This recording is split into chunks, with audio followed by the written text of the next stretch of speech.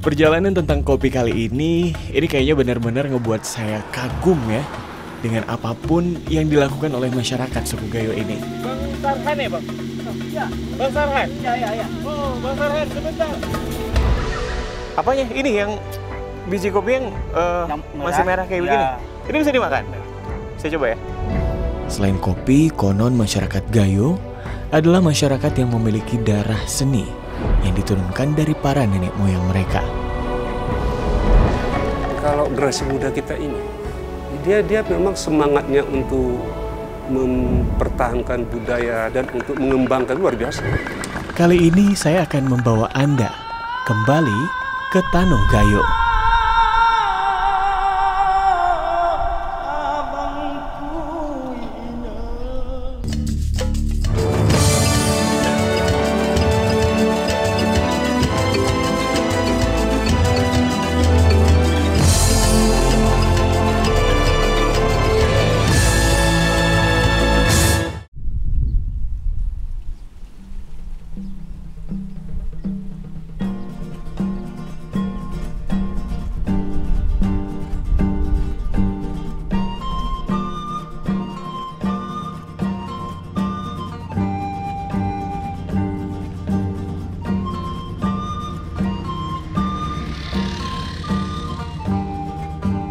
Dalam setiap perjalanan, saya ingin terus membuktikan betapa menakjubkan masyarakat Indonesia dengan budayanya yang kaya dan alamnya yang indah.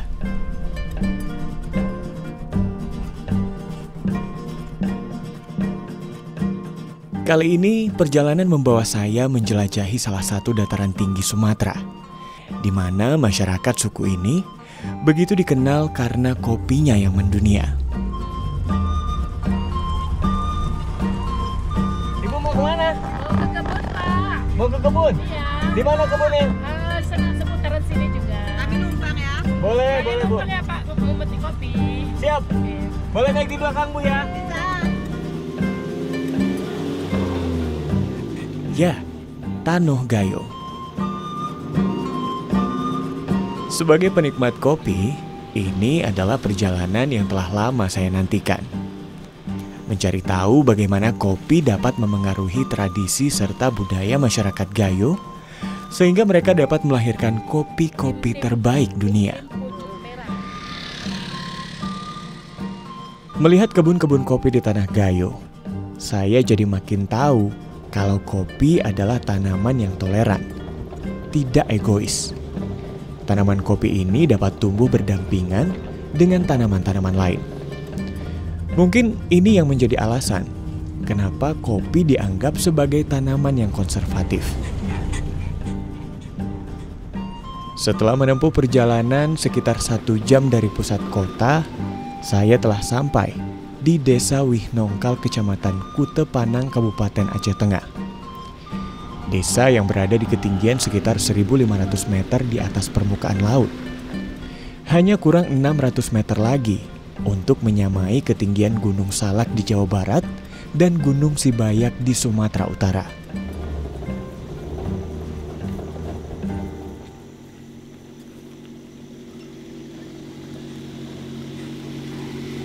Bang Sarhan ya, Bang?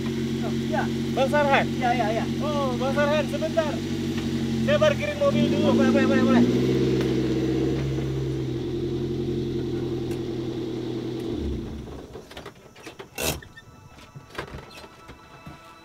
Wah, akhirnya ketemu juga nih sama Bang Sarhan. Gimana kabarnya Bang Sarhan? Sehat? Sehat. Keberadaan kopi Arabica di Tanah Gayo tidak terlepas dari kehadiran bangsa Belanda di daerah ini. Mereka membuka perkebunan kopi untuk pertama kalinya pada tahun 1918. Pembukaan kebun kopi seluas 100 hektar ini juga turut membuka kampung baru bagi masyarakat Gayo di sekitarnya. Dan pada tahun 1925, mereka membuat sejarah baru dengan membuka kebun kopi rakyat yang kini menjadi sumber penghidupan bagi masyarakat Gayo. Lalu saya ingin tahu, dengan kopi yang begitu dikenal dan banyak diminati di dunia saat ini, Bagaimana sih kondisi para petaninya?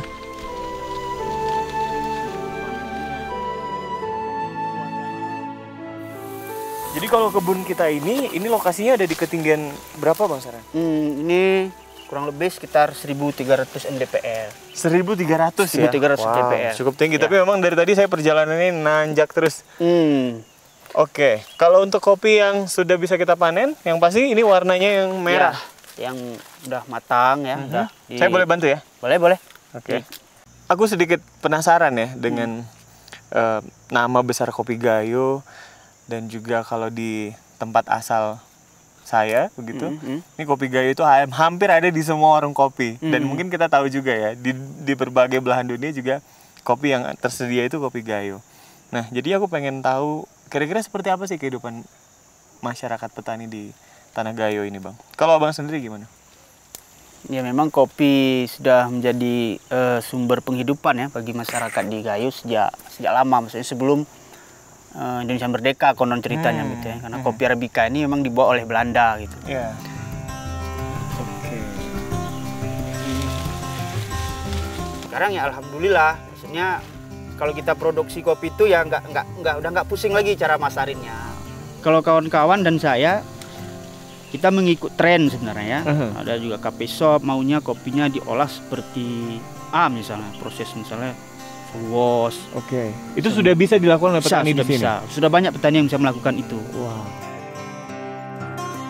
Ya kalau dengan berjalannya waktu sampai hari ini saya pribadi ya merasa cukup bersyukur ya dengan terbukanya ya Kopi Gayo dikenal semua orang. Sekarang udah hidup menggantungkan diri dengan komoditi kopi ini nggak ragu lagi ya karena memang sudah bisa dipasarkan secara mandiri oleh kita gitu. Setidaknya kalau bahasa kita ya berdaulat lah terhadap hasil panen kita. Jadi orang nggak bisa lagi beri harga seenak dia gitu.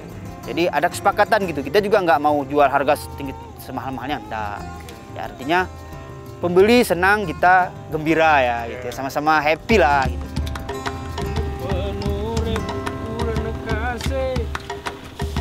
Wah, nyampe di rumah Bang Sarhan ya. Saat ini, Sarhan sudah berhasil memasarkan kopinya hingga ke luar negeri. Tidak hanya itu, Sarhan juga rutin menyuarakan tentang pertanian kopi yang berkelanjutan.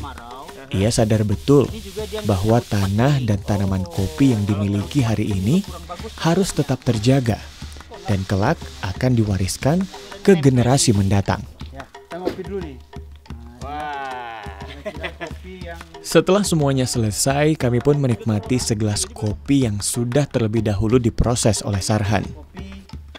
Cara orang zaman dulu minum kopi di Gayo. Ya, selain sebagai petani kopi, Sarhan juga merupakan seorang penikmat kopi ulung.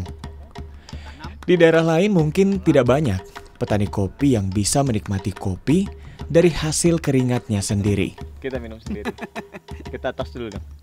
Sejahtera petani kopi. Sejahtera petani kopi.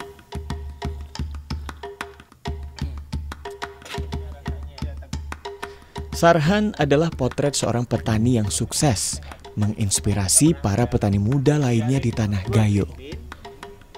Darinya, saya juga belajar banyak hal. Bahwa sekali lagi, sebuah proses tidak akan pernah berkhianat. Sebuah proses akan menemukan jalannya, memberikan janji pada tuannya akan sebuah hasil yang setimpal.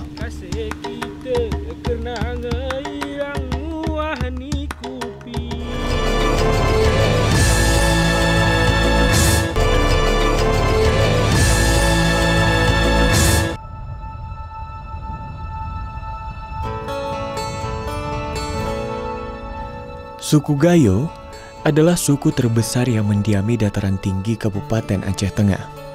Mereka turut mewarnai keberagaman masyarakat Indonesia. Nama Gayo berasal dari kata pegayon yang berarti mata air yang jernih. Suku Gayo sebagian besar mendiami daerah Kabupaten Bener Meriah, Aceh Tengah, Gayo Lues, dan Aceh Timur. Meski tinggal di Provinsi Aceh, suku Gayo bukanlah Aceh, sebab mereka memiliki adat, bahasa, dan seni budaya yang berbeda.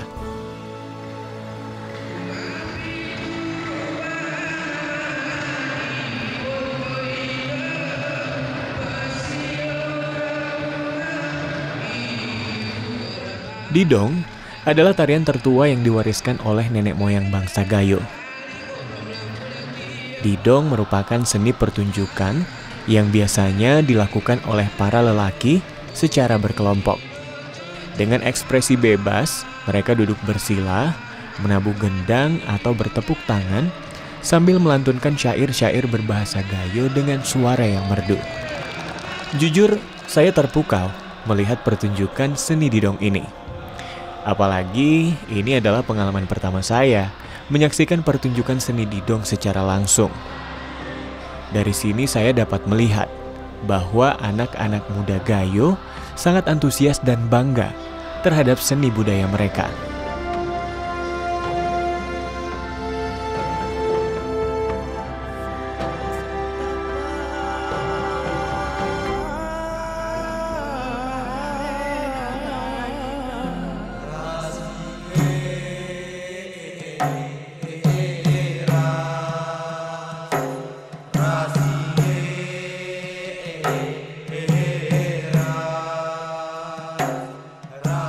Masih soal kesenian Gayo, kali ini saya menemui Ahmad Dahlan, seorang pegiat seni yang memiliki sanggar bernama Sengeda Etnik, tempat di mana anak-anak muda Gayo belajar tentang kesenian Gayo, khususnya seni tari. Kesenian, khususnya mungkin seni tari masyarakat yang ada di tanah Gayo ini. Ya, bisa. Kita boleh ngobrol-ngobrol, Pak Cik? Bisa. Boleh sambil jalan kali ya? Ya. Pak Cik, jadi soal kesenian tari, saya melihat Pak Cik juga jadi salah satu pengajar ya Pak Cik ya, orang-orang yang juga turut melestarikan seni tari di tanah Gayo. Nah, seperti apa Pak Cik perjalanan Pak Cik? Awal mula saya mengikuti di dunia tari. Pertama itu ya saya coba-coba mulai dari 2009 saya mulai geluti seni tari itu. Ya awal mulanya PKA ke-5. Guel adalah tarian yang menggabungkan seni sastra, musik, dan tari dalam satu pertunjukan. Dalam penciptaannya, masyarakat Gayo menjadikan alam sebagai sumber inspirasi, sehingga dapat dikatakan tari Guel merupakan apresiasi dan bentuk syukur masyarakat Gayo kepada alam. Dari alam, masyarakat Gayo dapat belajar tentang kehidupan dan kisah sejarah leluhurnya.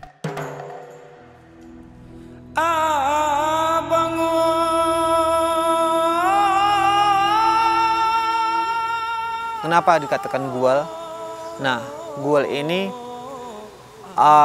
awal kisahnya yaitu tentang bagaimana membangunkan seekor gajah itu. Bunyikanlah apa yang ada di sekitar itu supaya dia mau bangun dari tempat dia bersemayam.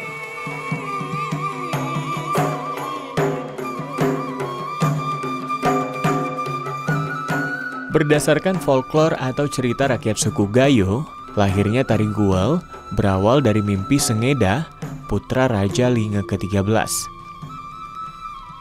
Dalam mimpinya, ia bertemu Benar Meriah, saudara kandungnya yang konon telah mati akibat konflik pengkhianatan di lingkungan kerajaan. Mimpi itu menggambarkan Benar Meriah memberi petunjuk kepada sang adik untuk mencari seekor gajah putih. Gajah yang akan dibawa untuk dihadiahi kepada Putri Sultan Aceh Darussalam di Kutaraja atau Banda Aceh.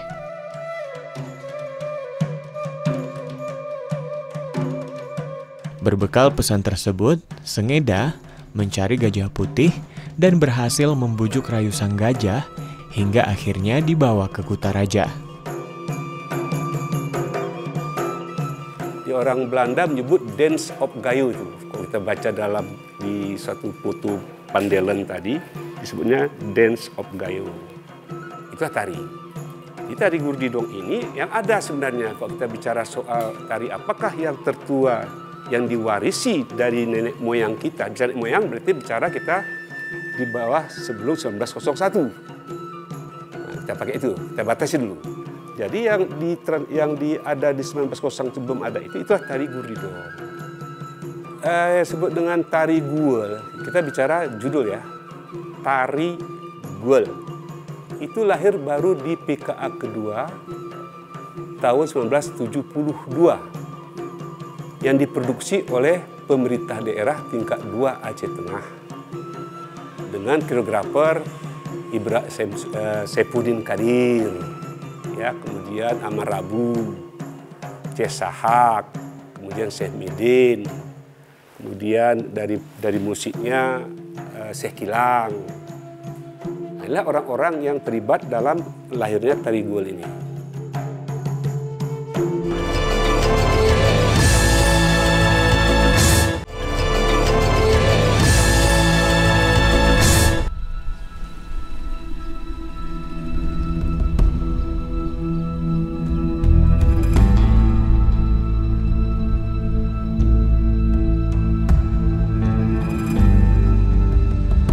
Hidup di dataran tinggi, masyarakat Gayo memiliki tradisi yang cukup menarik, yaitu berkuda.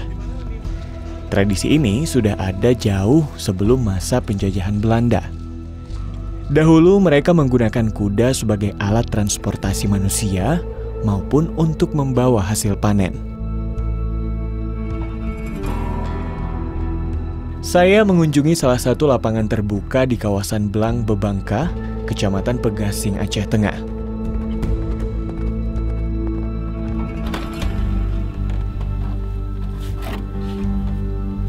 Tempat ini biasanya digunakan sebagai arena pacuan kuda tradisional Gayo, pesta rakyat yang digelar 2 kali dalam setahun. Pertama pada hari ulang tahun Republik Indonesia, dan kedua pada hari ulang tahun Kota Takengon.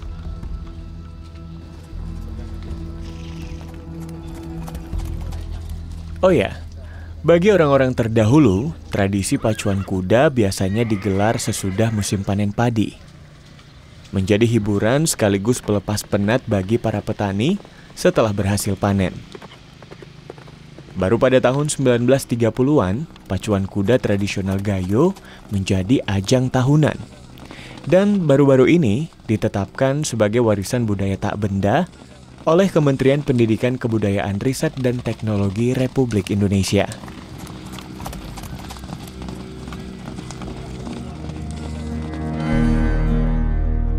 Setelah puas melihat aktivitas di arena pacuan kuda, saya berpindah ke salah satu desa di pinggir Danau Laut Tawar yang sejak dulu dikenal sebagai Kampung Kuda, Desa One-One. Selain sebagai pusat kuliner khas Gayo, desa ini dikenal sebagai Kampung Kuda karena dahulu hampir setiap rumah masyarakatnya memelihara kuda. Dan desa ini juga banyak melahirkan kuda-kuda jawara di arena pacuan kuda.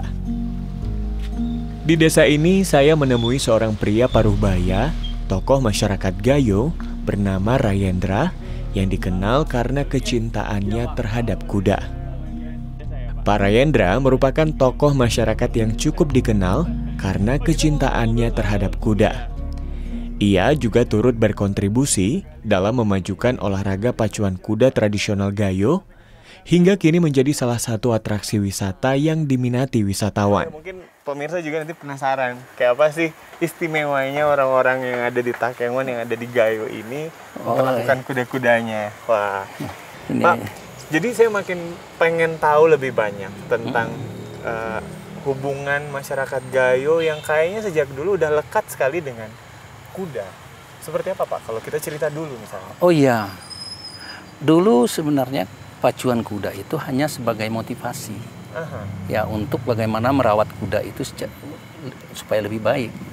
Kuda itu sendiri sebenarnya alat bantu transportasi, kemudian juga alat bantu pertanian. Membajak gitu, karena mungkin topografi alam kita ini begini, yang kendaraan agak sulit. Betul. Jadi kuda itu fungsinya ganda, multifungsi dia. Nah, ini apanya. Nah, tapi setelah berjalannya waktu, nah ini fungsi transportasi sudah terpinggirkan. Tergantikan juga. Ya, tergantikan. Nah, sekarang tinggal ya untuk hiburan, pacuan. Nah, itu. Nah, masalah kedekatan masyarakat Gayo dengan kuda ini. Ya. Memang agak sulit kalau kita bawa ke alam ilmiah ini. Ya. Ada beberapa ya peristiwa-peristiwa yang saya lihat yang warga Gayo itu sangat dekat dengan kuda. Sangat dekat dengan kuda. Dekat Dari dulu ya Pak? Dari dulu. Nah, ada pernah satu peristiwa itu ya, kuda pacuan itu lari dari arena pacuan malam-malam. Nah, kita tidak tahu kok ini kuda ini berontak. Padahal sudah dikasih pagar. Tapi pagarnya hancur berantakan. Wah. Kuda lari. Oleh krunya itu kuda dikejar. Takut terjadi apa-apa. Ya. Rupanya kuda ini pulang ke rumah. Pulang ke rumah pemiliknya? Ke rumah pemiliknya. Ada apa Pak? Ternyata di sana yang pemiliknya itu sedang sakaratul maut. Nah, di situ tergambar bagaimana dekatnya kuda itu dengan pemilik. Kalau dibina secara benar. Kuda itu mungkin sebagian orang menganggap itu prestise. Prestise. Nah, tapi bagi saya bukan prestise. Ada sesuatu hubungan antara makhluk Tuhan dengan makhluk Tuhan yang lain. Antara manusia dengan hewan. Manusia itu sebagai khalifah. Harus memperlakukan kuda itu sebagai orang yang kita pimpin.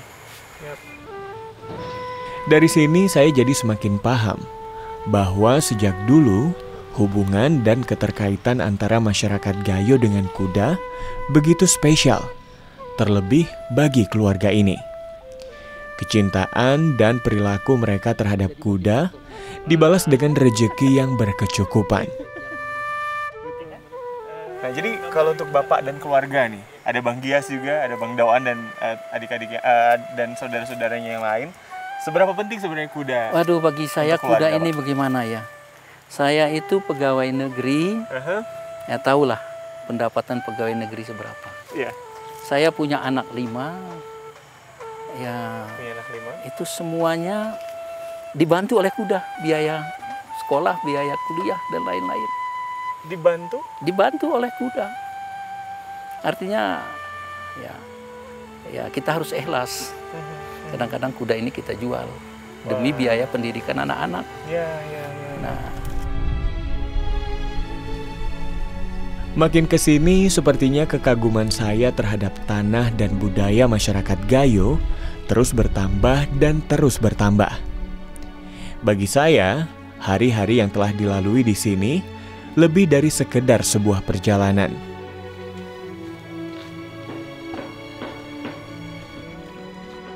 Mengenal dan mengetahui banyak hal di tanah Gayo justru membuat saya lebih mengenal diri saya sendiri.